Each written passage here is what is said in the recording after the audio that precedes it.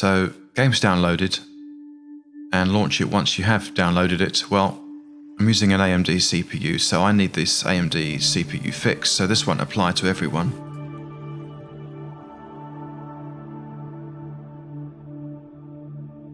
To apply the fix, we need to go into the bin folder, bin 32,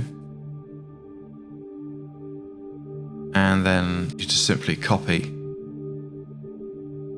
this DLL file over and replace when asked. So now I can actually launch the game whether I want to mod it or not. Without this file you can't, it won't launch. Next step is to launch the game, so I'll do that quickly, then I'll cut straight back. So the next thing it tells you to do is to delete your game folder. So delete that, and then delete the cache folder in your documents file.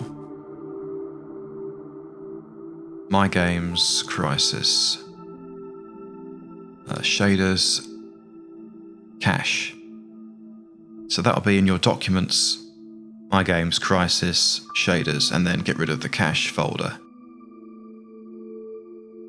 Now to install the mod. Extracting part 1 will take care of the other parts, but not the patches.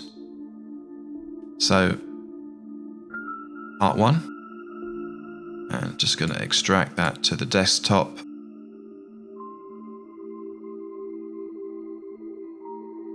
It'll take a bit of time. It's the sort of the major or biggest part of the download, so I'll pop back in a mo once that's done.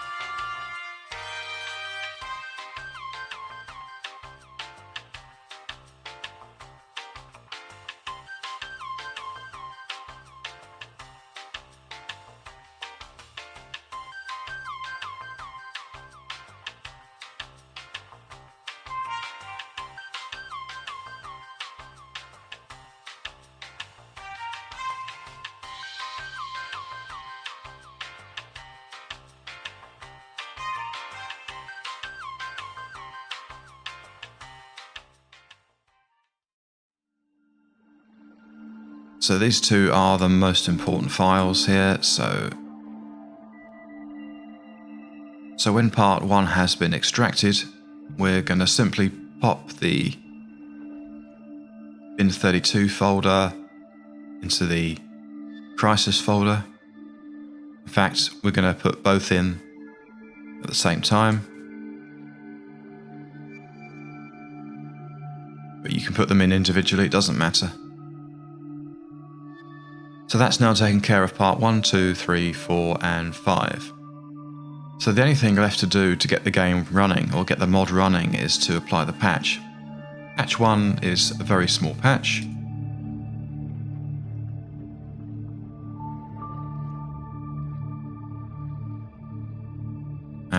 you can extract it directly into the folder. I just tend to do it to the desktop. Everyone's method's a bit different, I guess. Drop that in there, and then when asked, just simply overwrite the files in the destination.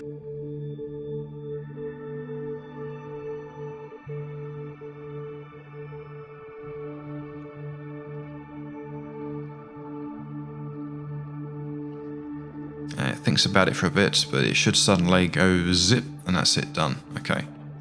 And then finally, patch 2 is a significantly larger file. It's about the size of one of these parts, and it comes with an auto-exec config file.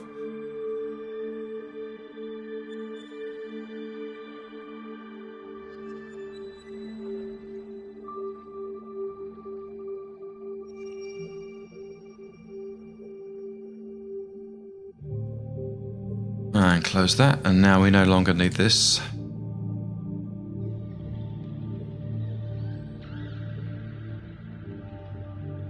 Again, just drop in the in folder and the game folder and overwrite when asked.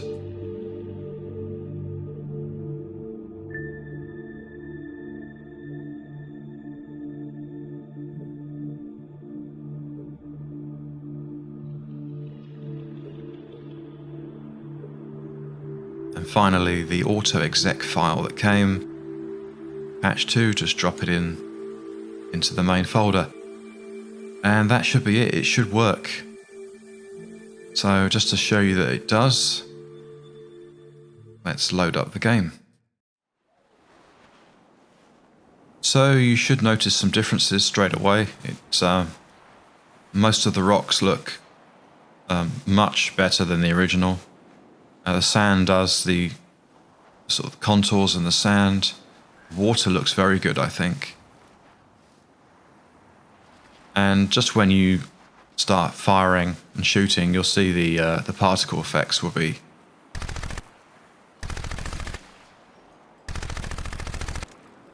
significantly more animated. Especially once you start firing on shooting metal objects. So in this particular location, I'm getting approximately 50 to 65 FPS, so pretty good performance, all considered. My graphics card isn't overclocked. No anti-aliasing is running at the moment though.